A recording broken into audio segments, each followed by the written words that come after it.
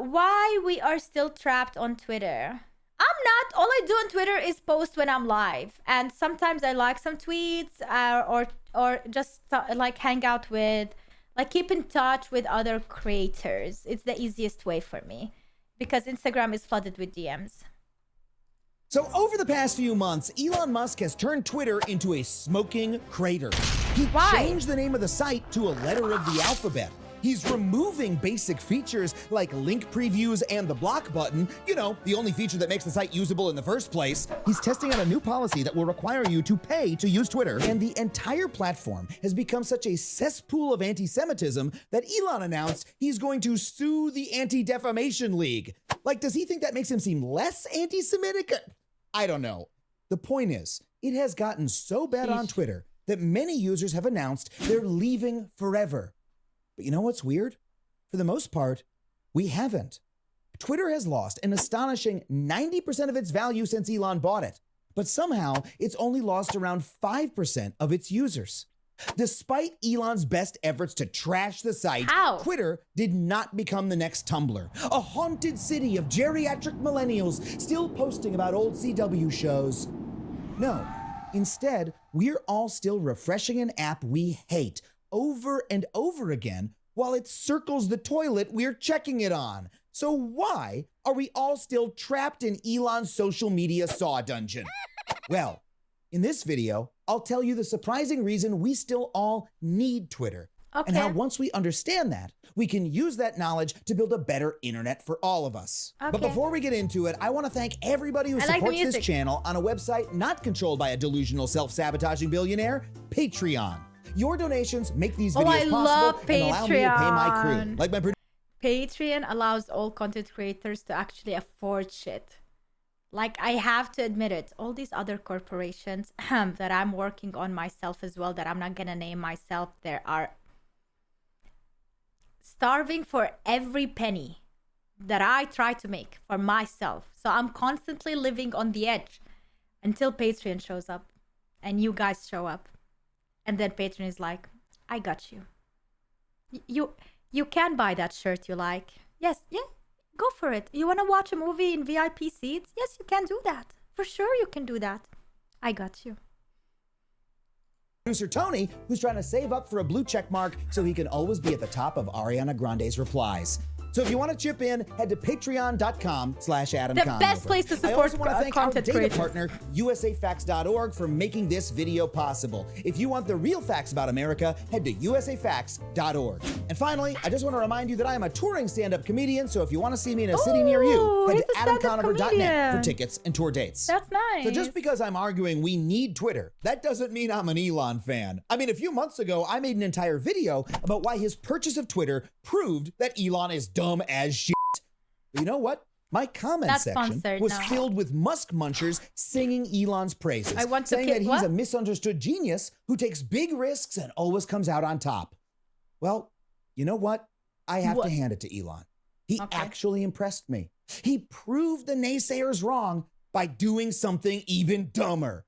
In the worst rebranding blunder since New Coke, he changed the name of Twitter to X. Twitter was one of the most recognizable brands in the world, up there with Apple, Mickey Mouse, and Mario. The word tweet is literally part of popular culture. So marketing analysts believe that by throwing all that in the trash and replacing it with, you know, a letter of the alphabet, Musk destroyed $20 billion in brand value. What possible justification could there be for dousing $20 billion of your own money in gasoline and lighting a match? Well, Elon's a genius, so he's got to have one, right? Yeah, turns out he does. It's that he likes the letter X. That's it. Dude, literally. No. No way that's his. No. This guy is so full of money that he literally, I tell you guys, he literally bought Twitter just to troll. It's just a troll for him. Like, we go to an amusement park to have fun. Elon buys a company, changes the name to X. Literally just thinks it's a cool letter. Maybe he likes the spiky bits and thinks it looks like a ninja star. I don't fucking know, but that's the reason. Musk has been obsessed with the letter X since at least 1999, when he spent $18 million to buy the domain name X.gov so he could use it for his new financial transaction service. Maybe Elon thought the X would make people think of a treasure map. Just one problem, what it actually makes people think of is porn. And when Elon's business...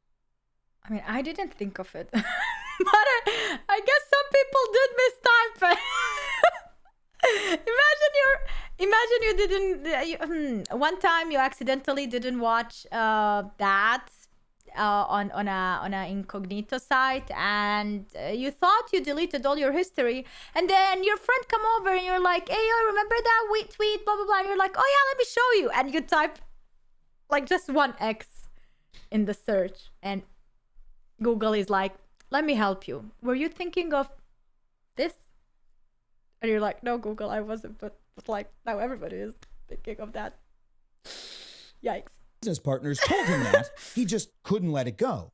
Elon is obsessed with X. He thinks about X all day. He wants to have X on everything he owns. So when he wouldn't see reason, the board of the company kicked him out as CEO and renamed the company PayPal, which could be about porn too, depending on what kind of pal we're talking about. But today, over 20 years later, Elon still can't get enough X. So he ditched the iconic Twitter bird and replaced it with this.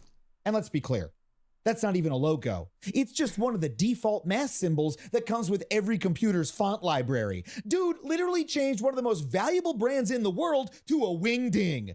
I mean, we're not even supposed to call them tweets anymore. Elon says that now they're called X's. So now you get to say, "Hey, did you see the X I X'd on X? I got re-X'd by Exhibit." You know how I can tell this rebrand was a failure? Because no one is doing this. Everyone still just calls it Twitter. The only people who call it X at all are reporters whose editors force them to write X, formerly known as Twitter. Elon turned the world's 5th most popular website into the artist formerly known as Prince. And if you're wondering why he would act so erratically, well, also like Prince, he is on a shitload of drugs. According to reporting from The New Yorker, Elon is a heavy and frequent ketamine user, which experts say can make you feel detached from your body, grandiose, and like you have special powers or talents. Now look, I don't judge. I love a good drug. Who doesn't enjoy feeling like you have special powers? When I eat an edible, I gain the power to polish off an entire 5 pints of Jenny's. But when I have a big idea while I'm blazed out of my gourd, I don't do it. I write it down in my high notebook so I can have fun the next day figuring out what internet made of hexagons means. But when the ketamine goblins come and give Elon suggestions from their dark master, he actually does that shit. Why is he so hard to keep up? Is it just my brain? He's going all in into this one. Just last month, Elon... He needs to simplify it for idiots like me. Like, he is talking fast, giving me a lot of references that I have no shit about, don't know anything, and... removed the titles from every news article. So now when your friend posts a link with "crazy if true," Twitter doesn't tell you what the article's about. You just see a picture of Joe Biden. Which, I mean, yeah, it would be crazy if Joe Biden were true, but it kind of makes it hard to use the site to follow the news. Like, "Yo, dude, you see the news about climate change? Turns out smokestacks are happening." Twitter is just straight up worse to use than it was 2 years ago, and it already sucked then, so the bar was low. As a result, there's a huge demand for an alternative platform, a new Twitter, a promised land where the posts run free as water and they're never beating your ass in the QTs. There's just one problem. See, okay, before he mentions the problem with the new Twitter that is free from everything, eventually that company, if it rises to a hype or popularity level, they will try to get sponsorships and ads and whatnot, and they will have to follow some rules and TOS.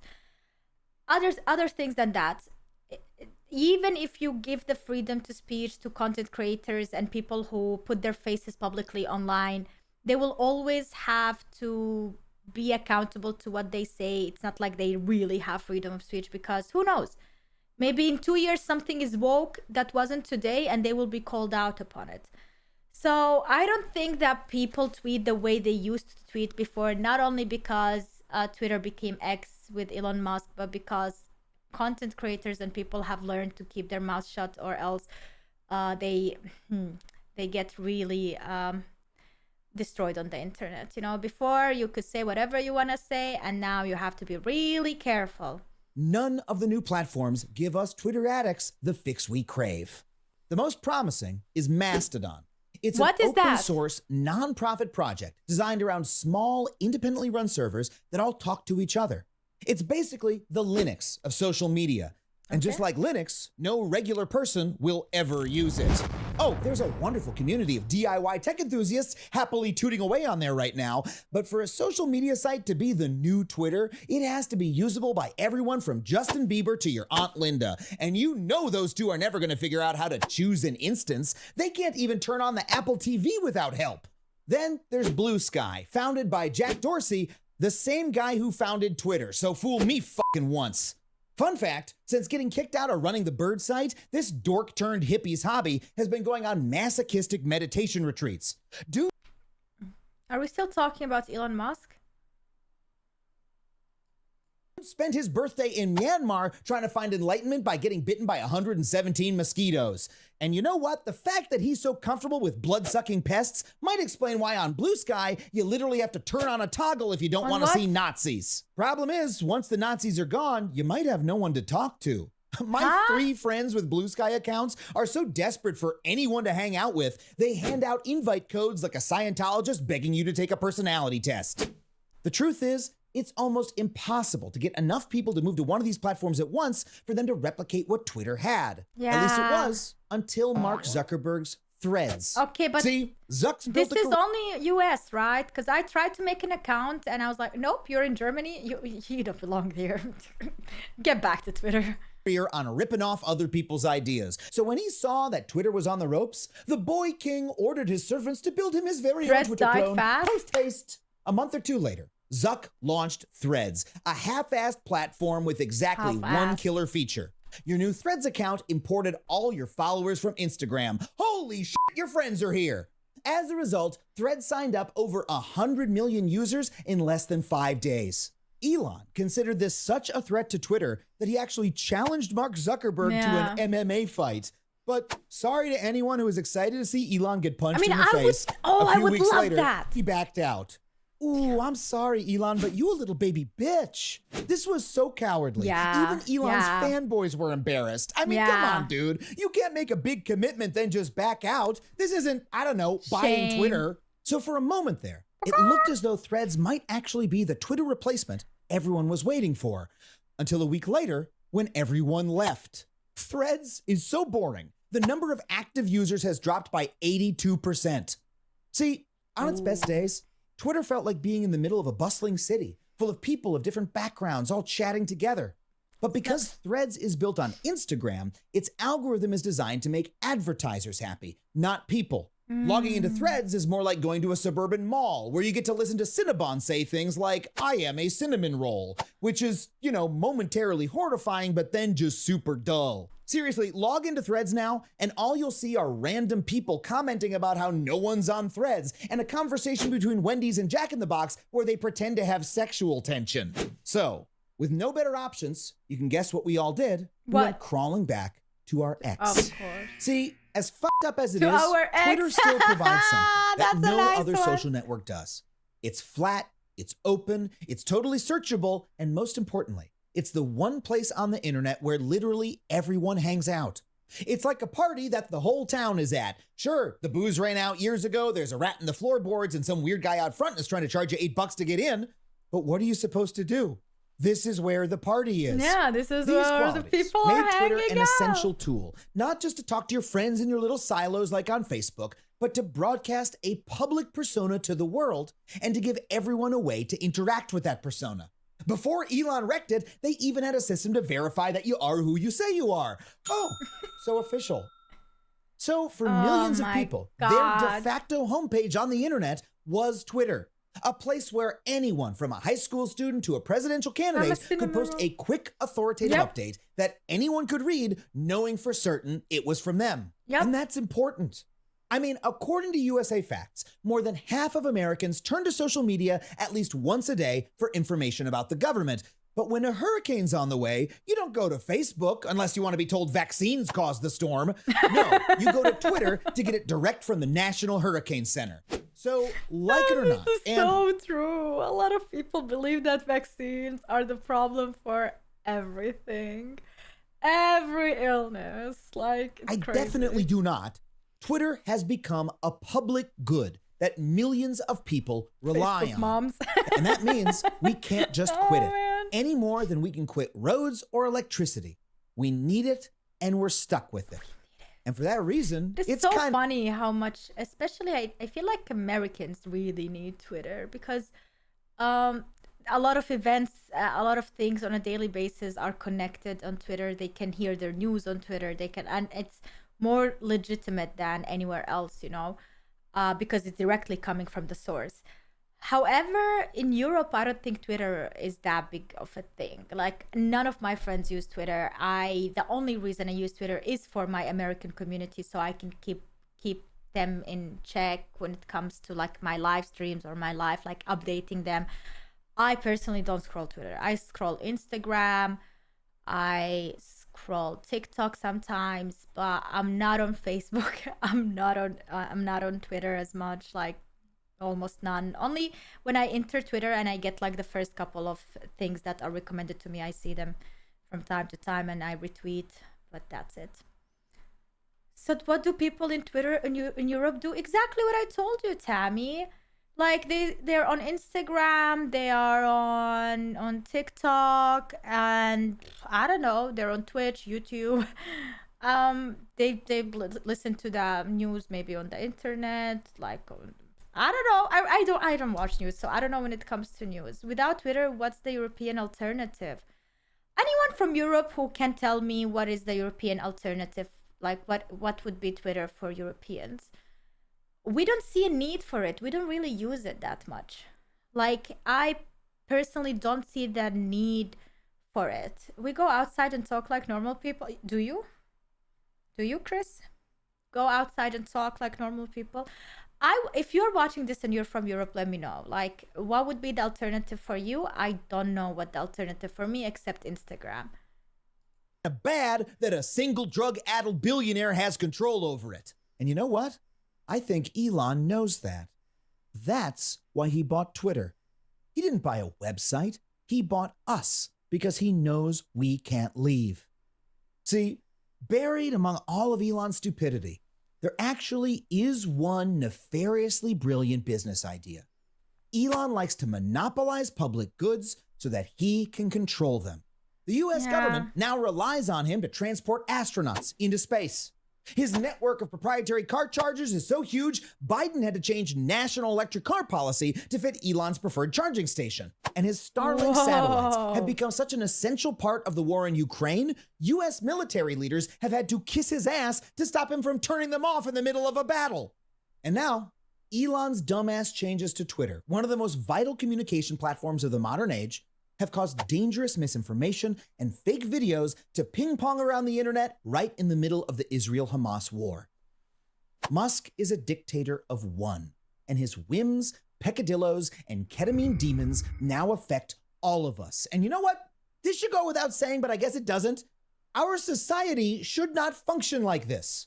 When something is essential to the public, we, the public, need to have at least some level of control over it. You know, we decide democratically how to run our roads and our water supply, and we decide who wins America's Got Talent, not Simon Cowell. Anything less is un-American. So we need to use public power to protect public goods.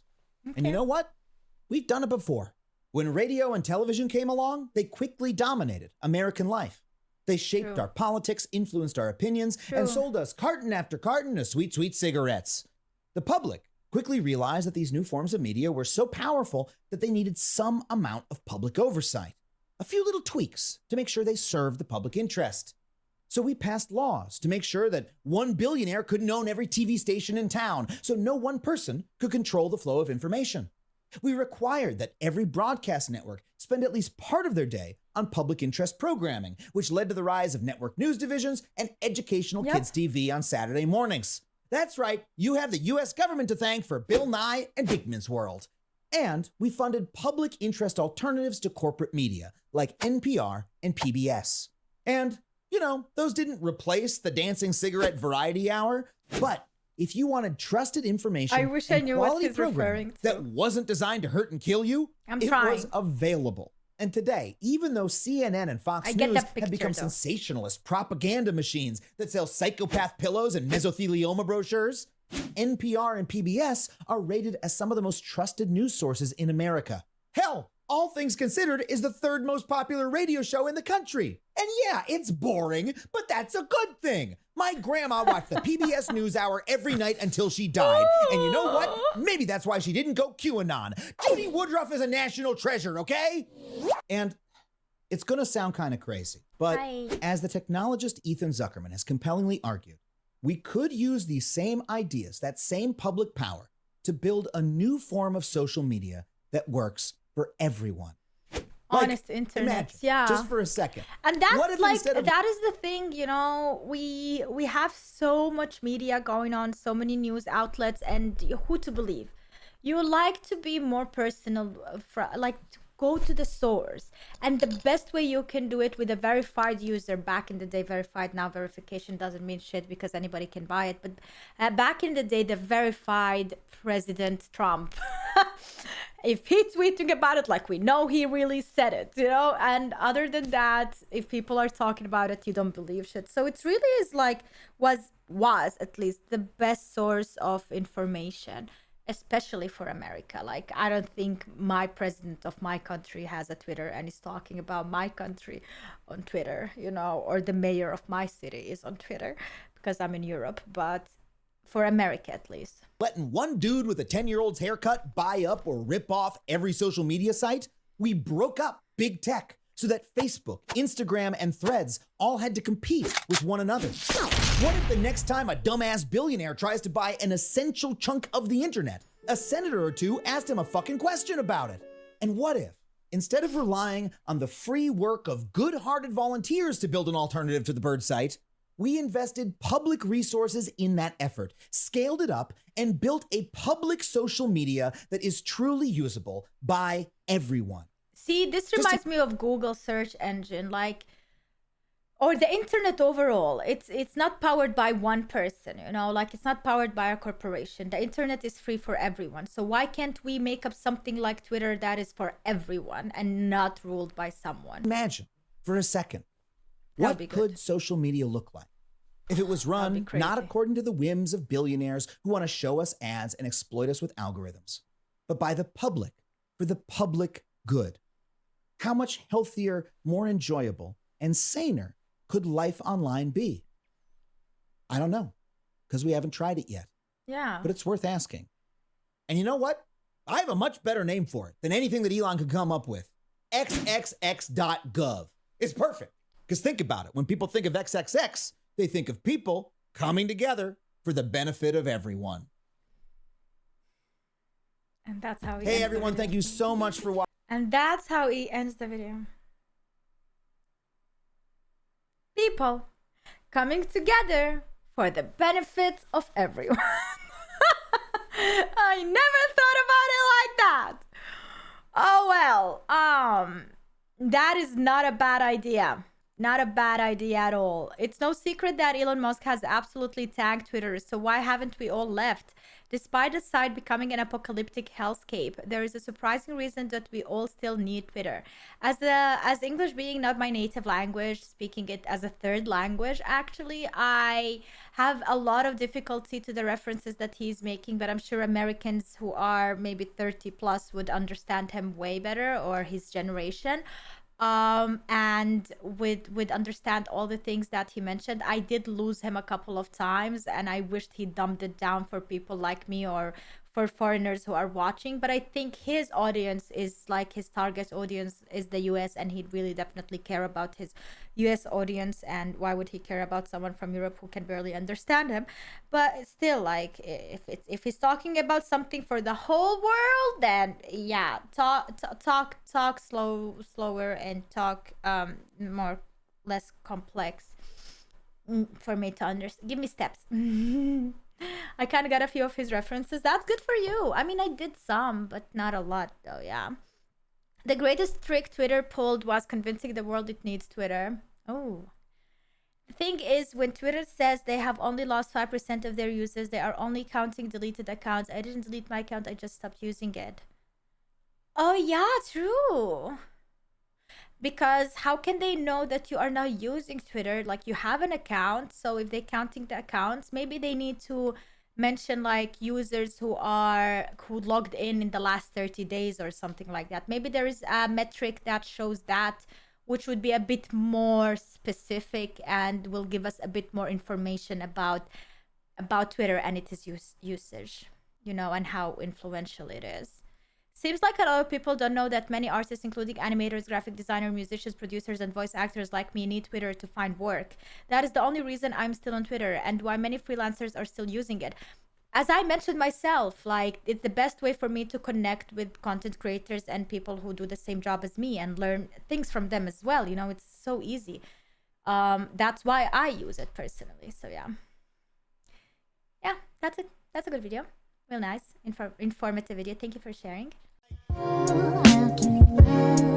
You are a farmer and actor.